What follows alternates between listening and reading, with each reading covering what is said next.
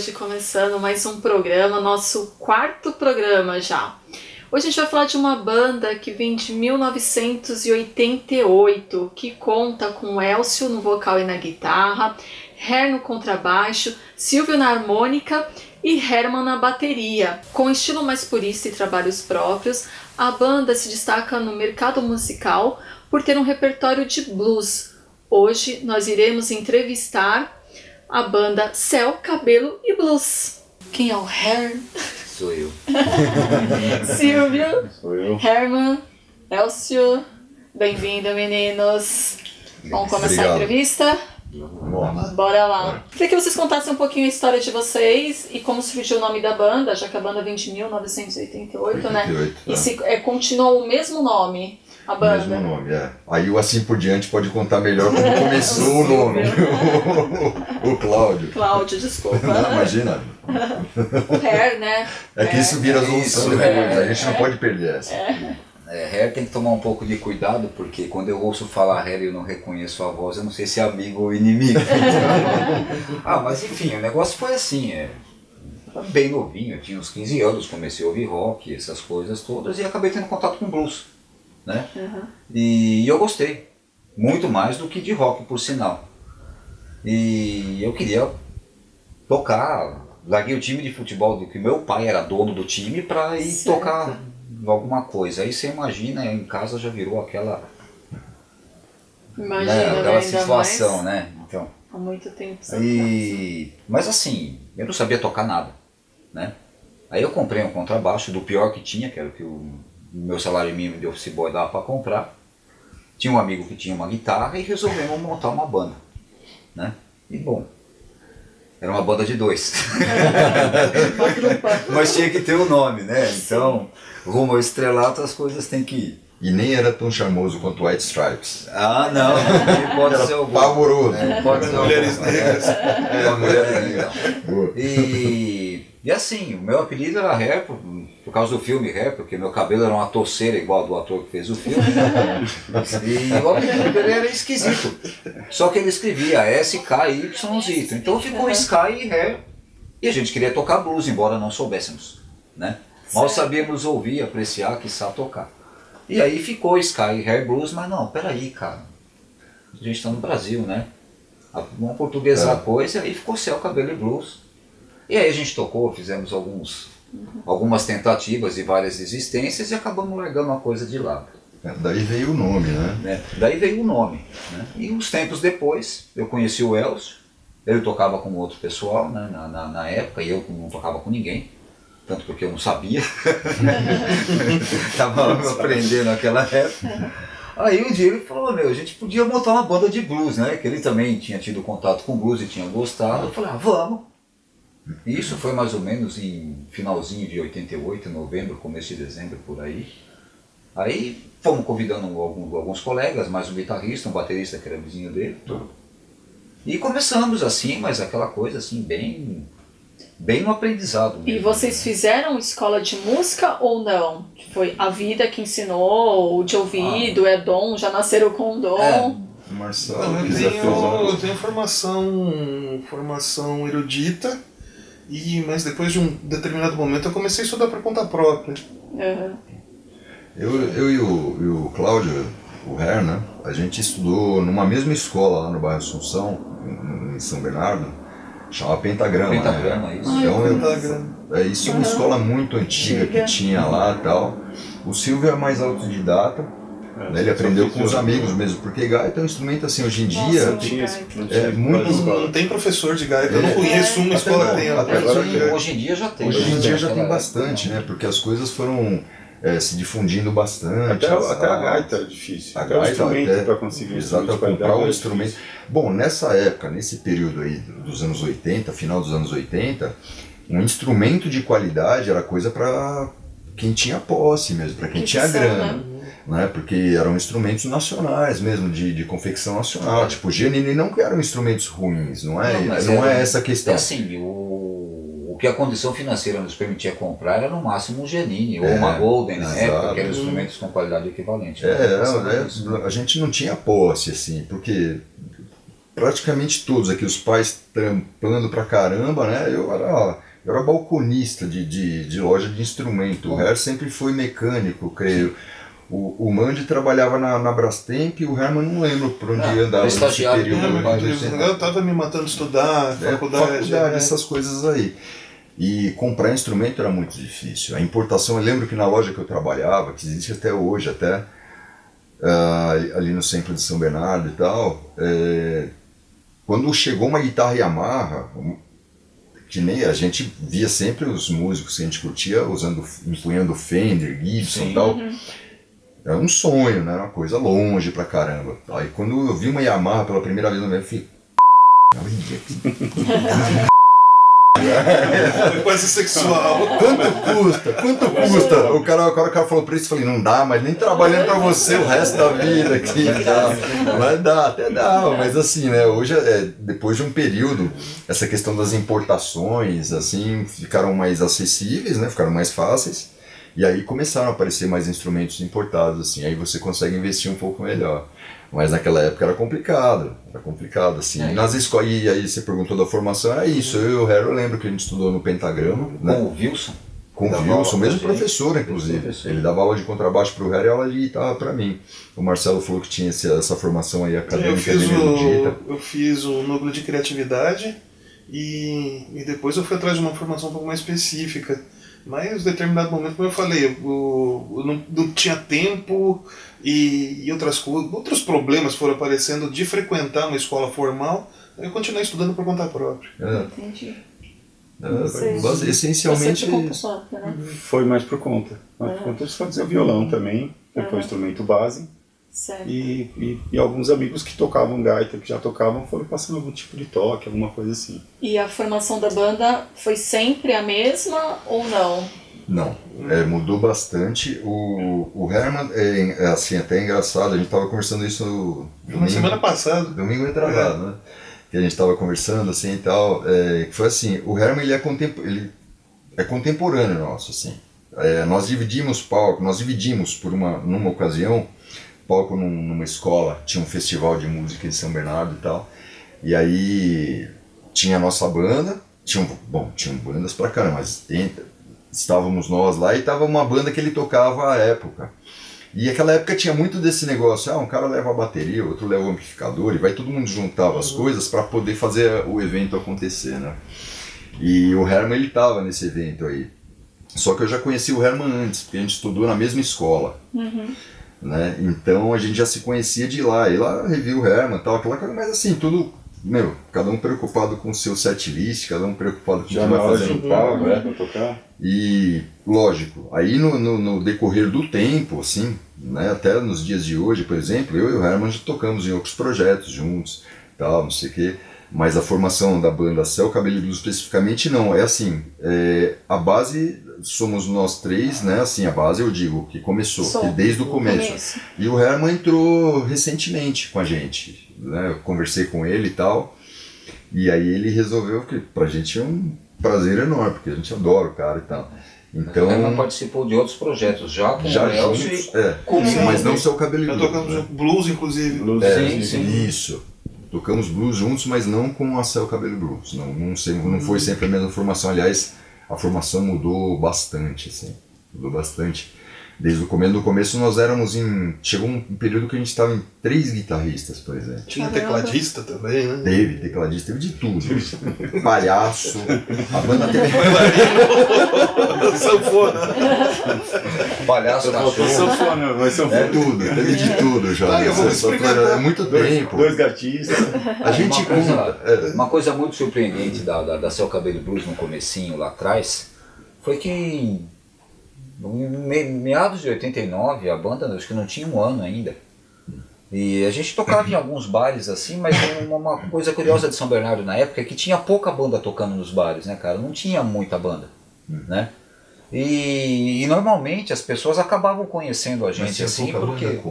Tinha na época o Cerezo, que tocava bastante, que o pessoal gostava de ouvir. No circuito dos bares da cidade. Na época do Casa da Sogra. Isso. O Dr. Blues que tocava, que existe até hoje, por sinal. Que é uma banda de blues mesmo, de São Bernardo, bem legal, inclusive. Os caras estão até mas eles tocavam mais eventualmente na cidade, e no restante não tinha muita gente tocando ao vivo, assim, que fosse tocar numa casa e tivesse lá todo final de semana e as pessoas passassem a conhecer, etc, etc.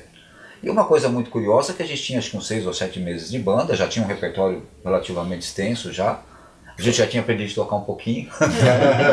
Aí o Elcio falou, vou marcar o Cacilda Becker. Eu falei, sério? Eu falei, vamos. A gente lotou o Cacilda Becker. Nossa, que legal. O Teatro Cacilda Becker. E foi uma surpresa, porque a gente achou que não ia ninguém. Né? Aí você sabe aquela espiadinha na cortina que você dá assim antes do show, né? Friozinho na barriga. Eu tava com esse bag na cabeça aquele dia, né? Quase não entrou, né? Eu fui assistir esse show. Eu abri assim, eu fui assistir esse show. Né? Eu abri assim, gente, o teatro lotado, até lá em cima. Eu falei, putz, falei, e agora? Aí, os camaradas lá no camarim com a gente, tudo, né, falaram, cara, 2 uísque resolve. Joga o cara no... E foi, e acabou saindo, deu tudo certo, né? Foi tudo muito legal. E a partir desse teatro aí, que as pessoas foram lá pra ver, e foi uma coisa engraçada, porque não teve uma divulgação de show, ninguém falava no rádio que a gente ia, foi boca a boca. Não tinha redes sociais, isso que é muito louco. Assim, não existiam redes sociais, né? Não tinha nada disso. Isso é um fenômeno interessantíssimo, assim, que a gente nunca vai cansar de pensar, né? Porque aquela época era quase um telégrafo. Então, era ridículo. Nós fazíamos uns cartazes assim, no papel sulfite, eu desenhava, xerocava e saia colando no poste. Era assim, e aí isso propagava, aí tinha showzinho na escola, aí tinha esse lance do Cacilda Becker, é até interessante também, até cumpre até como uma espécie de testemunho do seguinte, que o quanto a cidade, a gente fala assim, vai parecer bairrismo e né? Mas como São Bernardo declinou culturalmente, porque naquele período lá, as prefeituras, elas abriam a porta para você fazer eventos. Cultura, né? Sim. Era muito incentivado, isso era um negócio que propagava, não cumpre aqui falar que partido que era ou deixava de ser, não vem ao caso. É um nicho muito fechado. Muito, e assim, vira um problema, você vai lá solicitar para os caras, não, porra, a gente queria fazer uma gig num teatro aí e tal. O cara pede seu CPF, onde você mora, CEP, blá blá blá, o cara quer saber de tudo. Burocracias, né?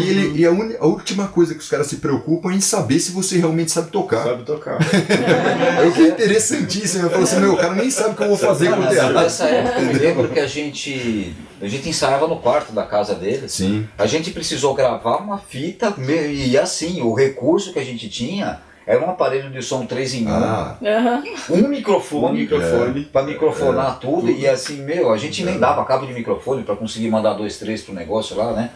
Você precisava no mínimo de algum registro nesse sentido, levar lá no departamento de cultura, os caras o cara ouvia, a qualidade da gravação não importava tanto. Duvido que ele ouvisse. Mas assim...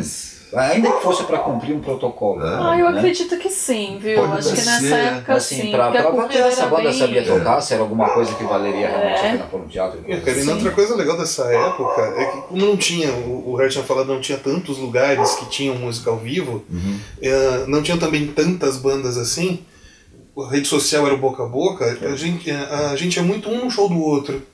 Sim, isso é verdade. Na época eu não tocava blues, eu tocava metal, mas eu lembro de ter em vários shows de blues ou de rock clássico, de encontrar com eles por aí e tudo mais.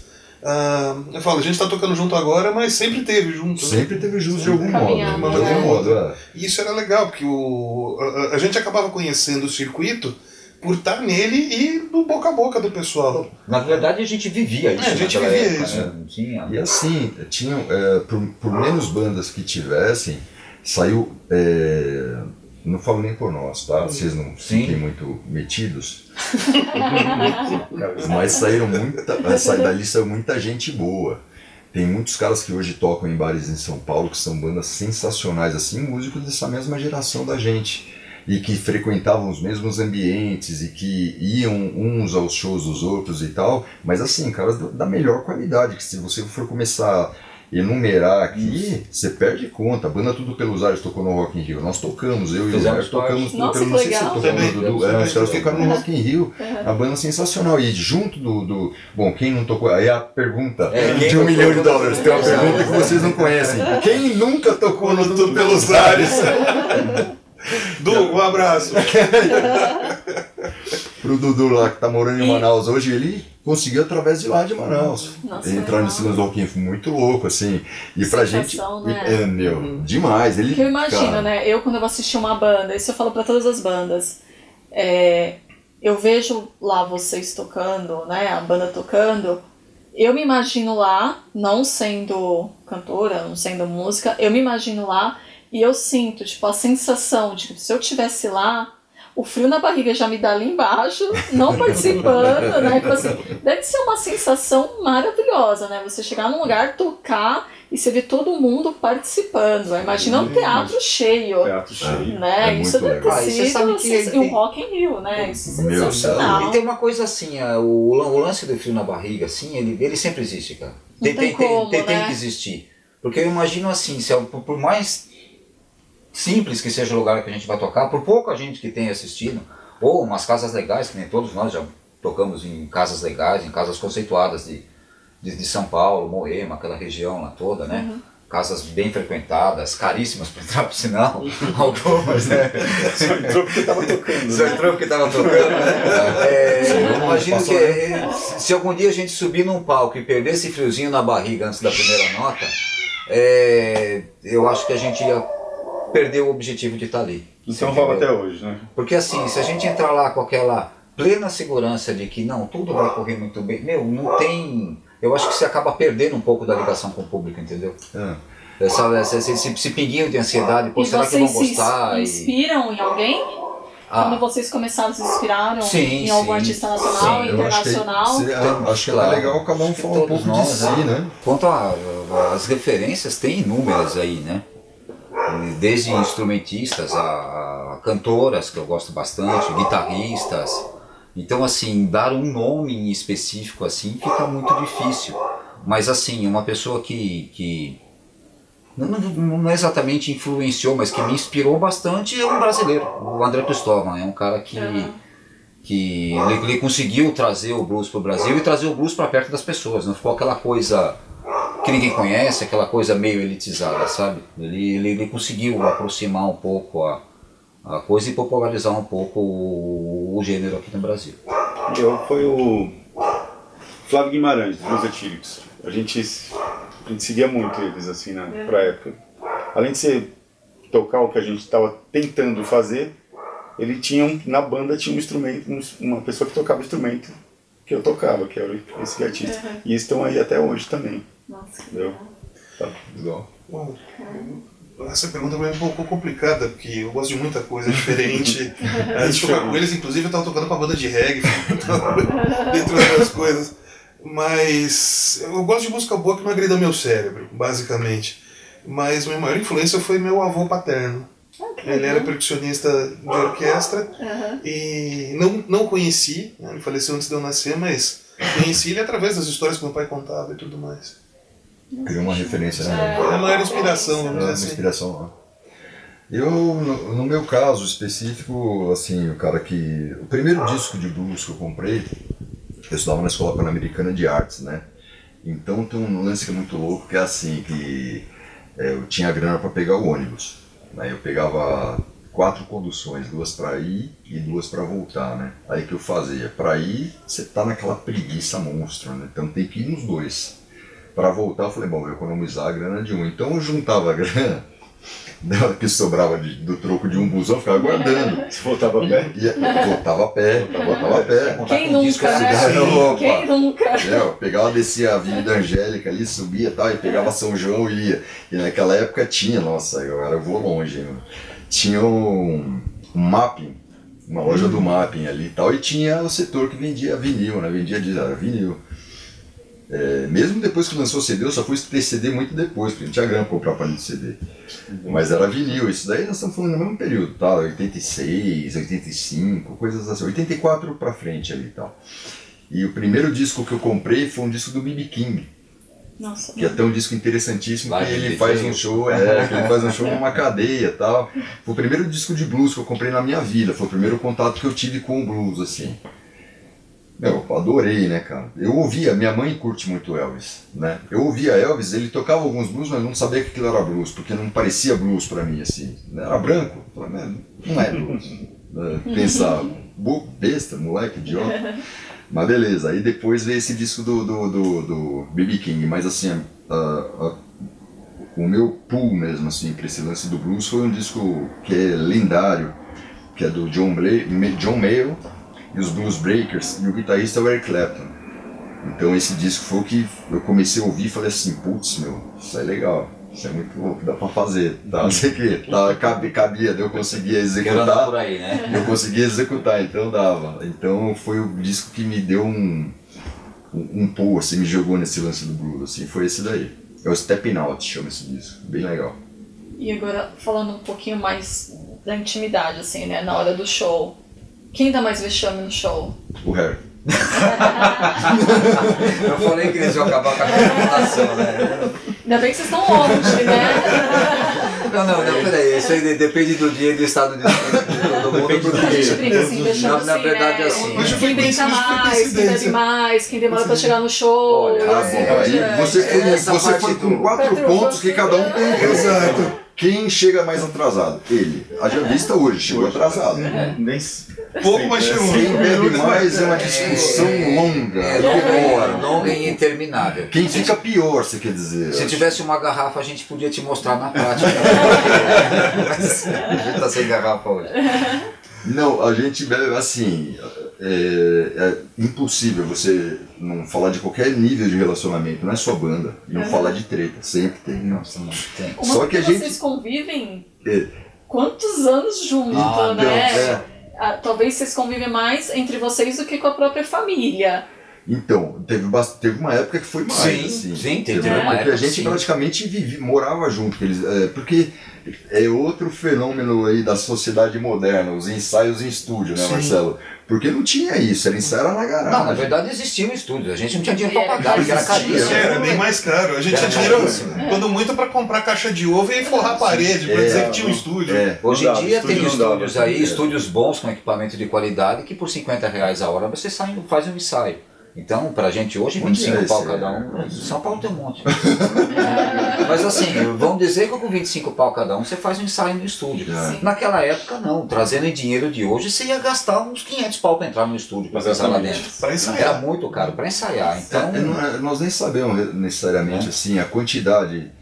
Eu falo isso sem o menor conhecimento mesmo de causa, de época, tal, de referência, porque eu não sei que estúdios tinha. Olha, a gente acabou de citar o estúdio do japonês lá, que você falou. Sim, não, mas era na casa dele. Então, era um estúdio aquilo, né? Era na casa E a dele. gente ensaiava na garagem, mas porque a gente não tinha grana mesmo, porque não era subemprego, já era um emprego, já era uma formação assim de ter emprego, tal, ter nosso próprio dinheiro e tal, mas você nem passava pela sua Não. cabeça, putz, vou ensaiar num estúdio. Não, o acesso era bem diferente. Naquela do época que se hoje. gravava fita cassete de demo, né, meu? Você Sim, lembra? E era sim. caro pra caramba. Olha, velho. gravar uma fita demo, eu digo assim, trazendo o dinheiro daquela época pra hoje, ia custar uns 10 mil hoje gravar uma fita demo com umas 4 ou 5 músicas. É. E é coisa que com Quatro 1.500 canais, reais eu não hoje sei, você faz. essa tá referência que trabalhando. o Roy tá colocando eu não tenho. Mas é por aí, porque era Não, uma é por coisa aí. muito cara, velho. A gente não Eu E sei, ainda tinha. pra gravar em 4 canais analógico numa fita cassete. Sim. Exatamente. E se enrolasse a fita no toca-fita no carro, você ficava Já sem. você perdia a master, tinha que gravar tudo de Ficava novo. sem, né? E a gente, assim, lógico que a gente já tretou pra caramba, mas assim, eu acho que tem um lance que é legal, porque a gente sempre teve um contato muito próximo das nossas famílias, né? Assim, então tinha muito assim do meu pai ir à casa do Cláudio, por exemplo, na casa do Mandy a gente sempre ia, também estava sempre lá com o pai dele, o A tua pessoal. mãe é uma lenda, né? Minha mãe é lendária, Dona Maria Belotti é uma lenda, fala palavrão, a Dercy Gonçalves piorado. O primeiro dia que eu levei o Silvio em casa, né? ele entrou em casa assim, e, meu, essa história foi hilária, porque o meu pai olhou pra cara dele, olhou pra minha cara, sério, porque meu pai era carrancudo pra danar, né? O que esse fazendo na minha casa, né, meu? Aí eu falei, meu, esse não tá falando assim com o meu amigo, né, meu? Aí ele, ô, seu Tião, e aí, meu, o Silvio, era estagiário do meu pai, que o Silvio fazia Senai e fez estágio com meu pai na Brastemp, Foi uma cara. coincidência. Foi uma coincidência, o pai assim, dele antes de conhecer. Antes de me conhecer. Anos antes, né? Nossa, Aí, quando eles se abraçaram, se cumprimentaram, eu falei, não, você não, você porra. relaxou. Aí eu relaxei, né? Eu relaxei, né?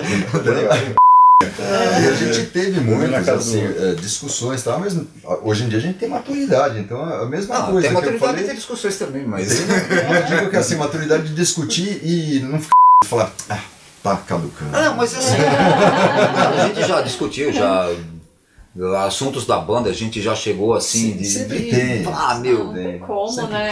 tem. a gente não vai falar os palavrões que a gente disse pra não estragar o programa.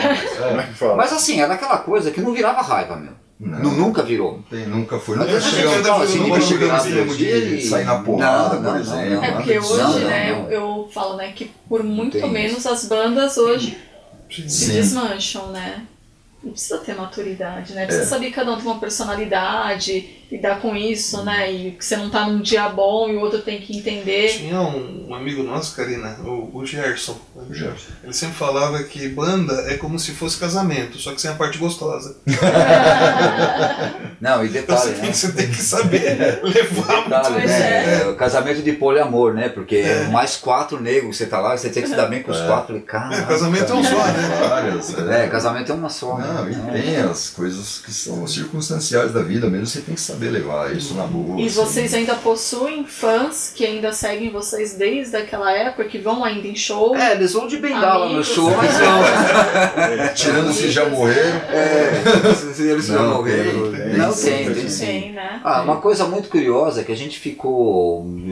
Teve um hiato muito grande aí na banda, né? A gente parou as atividades lá em 92, por aí, né? Ah, é. E aí a vida mandou cada um para um lado, tudo. Eu No mesmo 92 fiquei. a gente ainda tava no TPA Tava, lá, viu? É. No finalzinho de 92 para cá, começo de 93, por aí, né? Isso. Aí eu mesmo deixei eu fiquei uns 20 anos afastado da música, mais ou menos. Aí resolvi voltar, não, passei o Cabelo e Blues com uma outra banda de soul que eu tive, que durou uns 4 ou 5 anos também.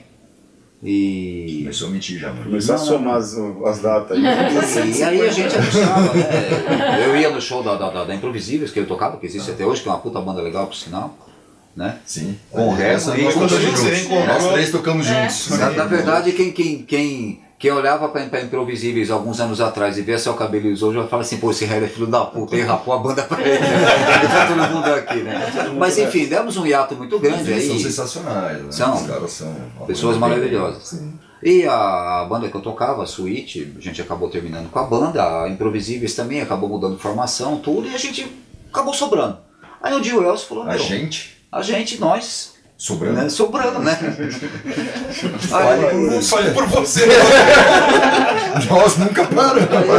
Aí o Elcio chegou pra mim, pro Silvio, um dia e falou, meu, vamos fazer um som aí? Mas qual que é? Ah, a gente pega uma quarta-feira no bar aí, faz ali só pra se divertir, Qual o tudo, esquema que era esse? né? Lá no Oxigênio, lá atrás, lá uns só. 2 anos. Tá. E aí o negócio deu uns tiros pela culatra, o negócio foi, não foi. Mas aí, um belo dia, resolveu anunciar show da Céu Cabelo e Blues. Cara, lotamos o bar. Nossa, que show. Aí foi uma coisa que a gente se animou pra né? Falei, primeiro porque o que a gente fez lá atrás não ficou no esquecimento, Sim. né? As pessoas lembram ainda, né?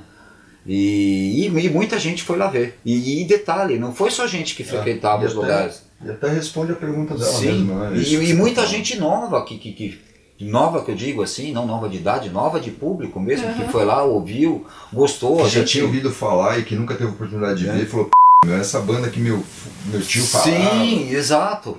E as pessoas falam, meu, chamam dos velhos, né? Às vezes eu vejo a garotada mais nova, pô, meu, os velhos mandam bem pra danar, mas assim, né? Ou vem Ou eles têm problema cumprimentar. de audição. Não Não, sei. provavelmente, claro. E vocês Mas tocam assim, só é- música autorais? Não. Não, a gente toca bastante clássico. Cover também? Cover também. Na verdade, assim, nós estamos aí pleiteando agora, né? Até o final do mês ou começo de maio, entrar no estúdio para gravar um CD com música autoral, mas assim, tem músicas nossas e tem músicas de outros autores, mas assim, que fazem trabalho que não são assim da mega mídia, por exemplo, não vamos gravar B.B. King, não vamos gravar Eric Clapton, nada disso, é assim, aliás, um desses é um tremendo expoente do blues, assim, dos grandes nomes do blues no Brasil, que é o Vasco Faia. Tem uma música dele que a gente vai gravar, a gente pretende gravar. Ricardo Soares, Ricardo Moreira, René de França e Zé Terra. São todos músicos regionais, da região, do ABC. Não são de São Bernardo especificamente, né? E tem nossas músicas mesmo, assim, algumas, né? Porque assim, a gente estava fazendo uma releitura do trabalho que a gente compunha naquele período, lá nos anos 80, e ali também é impressionante isso, é complicado até, porque você tem um registro daquilo que você fazia, mas de como você pensava a vida naquela época, e a gente percebe pelas bobagens que ele escreveu, não tinha maturidade nenhuma, né? Então até tem uma música que chama Vida Alheia, por exemplo, até uma história engraçadíssima, até. Mas enfim, que nós tivemos que refazer a letra da música porque ela não caberia nos padrões de hoje, porque o pessoal tá tão chato ultimamente com letra de música, que tudo vira feminismo, tudo vira... Essa letra não tem a menor condição de ser cantada hoje. Vamos refazer. Aí nós refizemos, não perdemos a essência da música, mas refizemos. E aí tem Blues do Severino, que é uma música da gente que um monte de gente conhece, já foi gravada por outras pessoas, inclusive. E aí também fizemos uma releitura, dando uma repassada, não, vamos fazer assim, fazer assado, tal, não sei o que, né? Além dessas outras músicas desse pessoal que a gente pretende gravar aí, que eu estava dizendo para você. Mas assim, não tem, é estranho dizer isso também, mas não tem assim, por exemplo, pô, vocês vão gravar uma música, do B.B. King, né? Vocês vão gravar alguma coisa do B.B. King? Não, são músicas de autores regionais, eu gosto, enfatizar isso. O Vasco era da Irmandade do Blues, né? Então a banda que tem tal nome aí, na cena do blues, ele até substituiu a referência do que o Mandy falou, que é o Flávio Guimarães. Um período ele substituiu o Flávio Guimarães no Blues Etílicos. Ele é um puta cara assim, sensacional e tal. E é isso. Então, no nosso repertório mesmo, assim, nas gigs mesmo que a gente faz, aí sim, aí são os clássicos de blues mesmo que a gente coloca, né? E vocês nada autoral. pretendem, assim, de novo, vamos fazer um show num teatro ou em algum lugar? Tipo, vocês têm essa vontade ainda de fazer de novo? Temos sim, acho que posso falar por todos nesse sentido. São sensações sim. diferentes, né? Sim, são. Tocar num bar, o legal é aquela proximidade com o público. Você tá tomando uma breja com o cara, depois você tá lá tocando. Sim, né? sim, eu acho isso muito legal. Ou o cara sensacional. Essa parte de você estar íntimo com o público é legal. Mas em contrapartida, a hora que você tá num teatro, com um palco grande, com iluminação, com aquele puto equipamento profissional, a qualidade sonora muito boa, né? É porque é um lugar feito para isso. Feito para isso, né? A sensação é bem diferente. Começo, meio e fim. É uma coisa assim, não que a gente haja com menos profissionalismo tocando num bar, não é isso, mas é uma coisa, como eu vou te dizer? São sensações diferentes. Sensações, exatamente sensações diferentes. Porque no teatro você tem um outro preparo para fazer. Porque já começa, bom, o cagaço é maior também. Sim, claro. Porque o cara ele tem uma campainha que ele aperta, faltam 15 minutos, ele aperta a campainha uma vez, os caras já vai pro banho tudo no A quantidade de coisas que podem dar errado aumenta exponencialmente. Ele parece que é meio aquela primeira campanha aqui, quem for corre. A gente se sente assim um pouco mais, como eu te falo assim, a gente tenta ser mais perfeito tocando no teatro, fazer uma coisa... Sabe o que eu acho, assim, tá até atravessando um pouco no que você está dizendo, eu acho que até para o público, assim, num teatro, inevitavelmente você é a atração do negócio. E não é por uma questão de egocentrismo, nada disso, não tem nada disso aí, vaidade, nada disso. É que o cara ele vai lá, ele compra o ingresso dele, ele vai para ver o que vai rolar no palco. E no bar não é assim. No bar o cara ele tá ouvindo o som, mas ele tá cantando uma menina aqui, trocando uma ideia, tá trocando ideia com um amigo do futebol, do time que perdeu, ele não tá necessariamente focado. Aí a banda dá um acorde que ele conhece e tal, ele fala, esse som é legal, mas aí ele volta, esse som é legal, mas ele volta conversando. Eu amo essa música, né? Exatamente. Eu faço muito isso, eu tô conversando com alguém, aí tá como se eu filho de repente, eu amo essa música! Aí você interrompe a conversa, Aí depois você já volta pra conversa, mas vamos lá. Mas Não é é assim? isso mesmo, Enquanto né? essa sensação de proximidade, a gente tocava num bar que reformou, que é o Oxigênio, Sim. o antigo. Sim. Não tinha palco, a gente tocava no chão.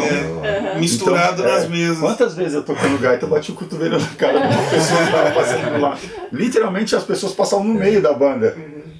Certo? Cara, isso era Você muito derrubava legal. a bebida no seu instrumento. Tropeça no pedestal do No pedestal do microfone. microfone. Passa no Porque você meio, toca pega no o meio. microfone e canta. Sim, várias vezes. Pega o microfone e canta, põe o dedo no seu contrabaixo. Mas era legal, eu acho. O clima é... Colado com a Os dois colado. são especiais em suas respectivas, aí, como eu diria, suas peculiaridades. Suas características, Suas né? características. Os dois são muito especiais.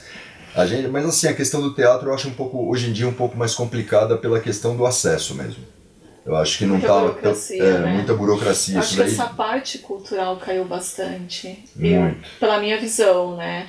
Antes era mais incentivado, Ao mesmo tinha os festivais, né? na região. Hoje você não vê muito Mesmo o isso. Sesc hoje tá com uma burocracia tremenda para conseguir. Os caras Sim. ainda pedem a carteirinha da Ordem dos Músicos para você tocar no Sesc, por exemplo. Que legalmente já foi abolida, por sinal. Sim, Há anos. SESI, não quero ser injusto, é Sesc ou SESI? Sesc. Sesc. Eles pedem, tem que ter a carteirinha Sesc. da Ordem dos Músicos. Cara, o que tem de processo a Ordem dos Músicos aí, de nego que não paga mais e não quer mais ter a carteirinha da Ordem dos Músicos, quer dizer, os caras eles têm que acordar para uma outra realidade. Assim, entendeu? Sim, outra Tem geração. um detalhe, né? A Ordem dos Músicos é uma coisa que, na verdade, não funciona. Poderia ser uma coisa muito legal, mas ela não funciona. Não. Os caras veem aquela coisa, né, de você criar uma sindicalização de um troço ali que, bicho, o cara ele te promete mundos e fundos e na hora que você vai ver mesmo não é aquilo, você só paga anuidade. Pô, Mais nunca... dificulta a vida do músico do que facilita. Muito mais. E Também outra, vejo né? isso. Os caras, hoje em dia, bom, já tô afastado dessa conversa de Ordem dos Músicos aí desde 2003. Tem uma liminar hoje em dia que diz que Nem que rola não é mais. Aí, obrigatório. mas os caras tinham um lance assim, o presidente foi sempre o mesmo, nunca teve eleição, nenhum músico foi chamado para eleger o presidente. Quer dizer que o cara, eu não posso eleger quem vai me representar, cara, sou o mesmo. Então, cara, Você tirou a carteira da Ordem, né? Eu Uma tenho época, lá né? aquela. Beleza. Conta pra ela como que é o exame lá da... Ah, lindo. O cara fala assim, você vai tocar o quê? Sei lá, velho. Tocar violão aí e tal. Toca o violão. Toca aí. Aí você pega, você afina, né? Tá bom. Passou. Parabéns. Tá bom. Você vai pagar anuidade. Meninas, para finalizar agora a parte da entrevista, né, que depois vocês vão fazer um acústico aqui para nós, o que vocês diriam para quem está começando, né, para vocês serem uma banda mais experiente, para quem está começando, o que vocês deixariam de conselho, de recado, de o que vocês quiserem? Estuda. Eu nunca paro de estudar. E persistir na formação também, né? Acho que deu. Certo? O que eu Tem diria, um pouquinho meu, de paciência. ame o com que o outro. você está fazendo. Não perca o fiozinho na barriga, né? Exatamente, não perca o fio na barriga, ame o que você está fazendo e não tenta ser melhor nem pior do que ninguém. Vai lá e toca a sua Humildade música sempre, e né? pronto. Exatamente. Só isso. Primordialmente até, né? Aceitar a crítica, né? É importantíssimo. Sim. Importante sempre, em todos os segmentos, não só música, né? Voto com o professor aqui, Herman, de estudar, tem que estudar mesmo, não tem outro caminho, cara, sabe? Você não vai ser um bom músico se você não estudar. E aquela coisa, sinta a temperatura da água, porque é um sonho que ele pode ficar caro, né? Às vezes o cara se empolga com o negócio, ele fala assim, acha que tá tocando pra ele monta uma banda aqui, outra colar, não sei o que, ele acha que aquele é o futuro dele. Larga Cara, tudo, né? larga tudo, abandona tudo, aí larga os estudos pra trás e tal. Em alguns casos deu certo. Para algumas pessoas deu muito certo. Isso eu conheço casos assim, não cumpre aqui ficar citando nomes que eu acho deselegante e tal. Mas porque tem um pai um pouco mais abastado, porque tem uma família que segura a onda, tal, não sei o que. Mas cara, você não pode perder nunca de vista o que você realmente quer. Se você acredita que você vai se tornar um bom músico e você quer isso para você, você tem que estudar pacas e nunca parar, não dá para parar nunca.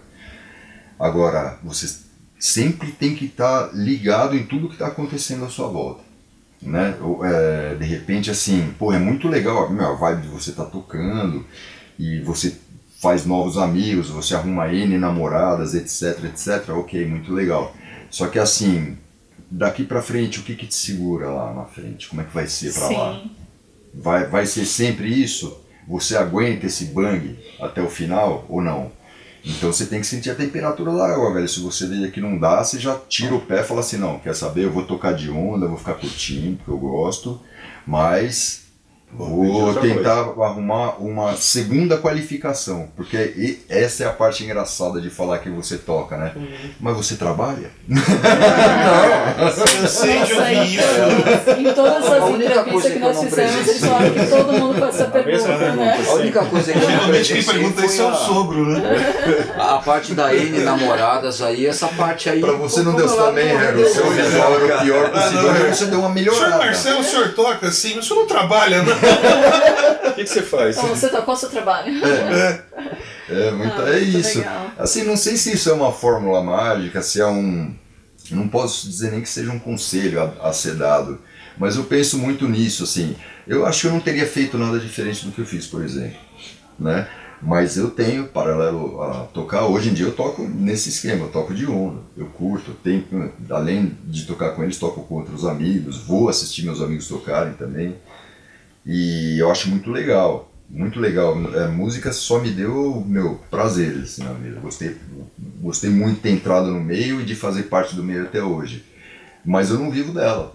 É uma grande diferença, tem uma grande diferença nisso, e quando eu falo é nesse sentido, quer dizer, eu conheço amigos que entraram e que vivem da música, e que se dão muito bem, que são músicos extraordinários. Lindo, melhor ainda, né? Mas a gente, como nós não éramos abastados, assim, pelo menos, então para nós cumpriu aquele negócio de você ter que realmente ter uma atividade paralela à música e de repente essa atividade paralela foi te conduzindo para outros caminhos e a música foi ficando de canto, de canto, de canto. Aí você chega num momento e você fala assim, bom, agora eu vou me dedicar a isso, depois aí de vez em quando eu toco, tal, não sei o que, aí você acaba meio que se conformando com esse negócio, assim, né? E é mais ou menos o nível que a gente tá. A gente toca ainda, se pintar, quanto mais gig pintar, Sim. vambora. Mas ninguém sai correndo atrás. Nós não corremos atrás, assim. Mais ou menos, eu acho que mais ou menos resume um pouco. Pra todo mundo, né? Pra todo mundo. Acho que pra gente hoje ficar sem tocar significaria tomar Prozac, entendeu? Ficou melhor tocar. Então a gente né? toca. melhor. Tocar, Funciona né? como terapia também, com certeza. E o louco é que assim, que você não perde que nem o contato com... Quando você continua na atividade de algum modo, você não perde contato com os amigos que você tem no meio da música e você continua recebendo composições que os caras fazem, você dá esses insights, putz, vamos gravar esse trampo, cara, vai ser do caralho. Vamos, aí você vai. Quer dizer, é um modo de estar inserido ainda no meio. E pra mim é muito prazeroso, pelo menos, sei lá. Há pessoas e pessoas. Eu fico realizado assim, pra mim tá legal. Não, porque eu me canso, viu, Harry? De fazer a minha parte, a sua, é chato. Tocar pra dois? É bem pessoal isso, né? É bem pessoal os dois, né? Mas enquanto eles têm as DRs, assim, mesmo. No palco. Mas sempre foi assim, viu? É. Sempre. Mas assim que é gostoso, né? É da hora. Brincadeira, né? Muito legal. O tempo todo. Eu avisei que eles iam. Até que demorou. Até que demorou, né? E voltamos com o acústico do Céu, Cabelo e Blues. Aproveitem.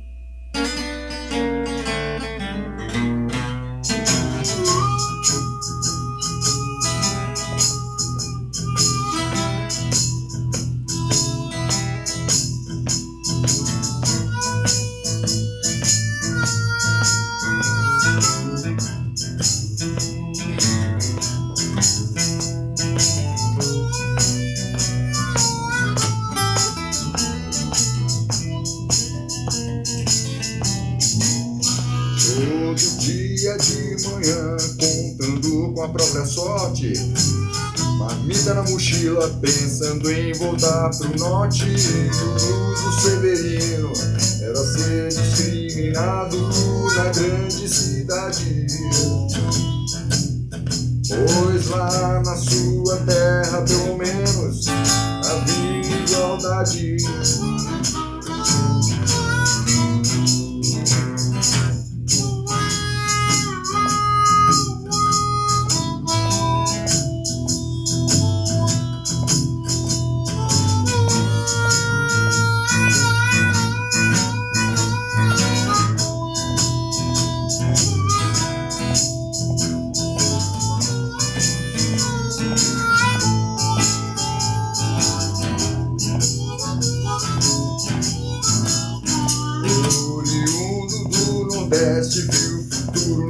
veste.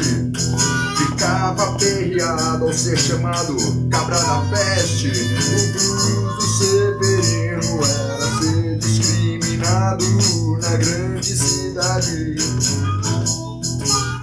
pois lá na sua terra pelo menos havia igualdade.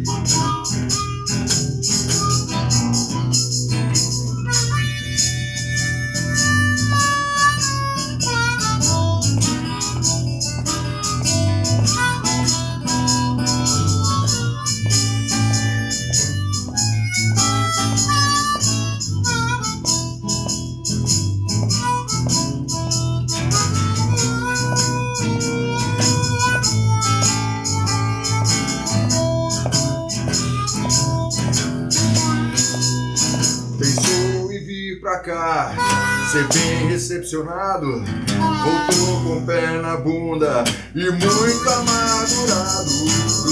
O Severino era ser discriminado na grande cidade, pois lá na sua terra pelo menos havia igualdade.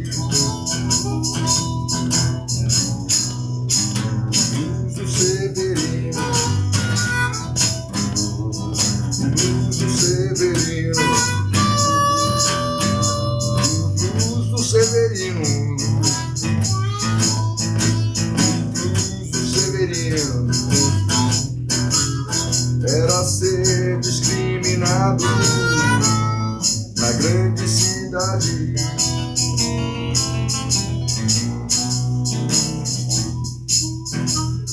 Pessoal, esse foi mais um programa Na Cama com a Banda. Queria agradecer ao Cantinho da Lola pelo figurino, Milton Júnior pela produção, Mari, nossa redatora e jornalista, meninos da banda, muito obrigado por ter participado. A gente que agradece, Se valeu. quiserem agradecer alguém, aproveitem, pode estar fazendo agradecimentos. Tá. Vamos lá, agradecer aos amigos de sempre, né, nossas famílias, nossas esposas, nossos filhos, ao Ney do Oxigênio Bar, ao Regis do Estúdio RMP, aos músicos Vasco Faé, Paulo Gianotti, Guilherme Almeida, René de Francis é Terra. É muita gente, hein? Deu ali. Não vai esquecer de ninguém. Não pode. René de Francis é Terra. Ricardo Moreira, Ricardo Soares, ao pessoal do Clube Caiubi de Compositores. Esses são os meus agradecimentos. Espero que em nome de todos, se quiserem agregar algo mais. Nossas esposas. Já agradeci, tá? Foram as primeiras. Eu sei que se você chegar em casa a chapa vai esquentar.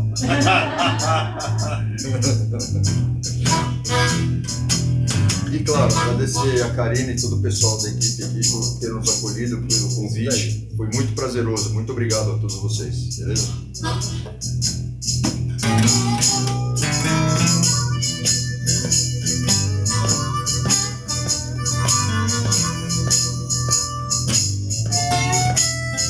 Vem, Mari, vem, eu. Vem pra cá, vem pra cá, vem pra cá. Vamos dar um shortinho no programa. Era ser discriminado na grande cidade.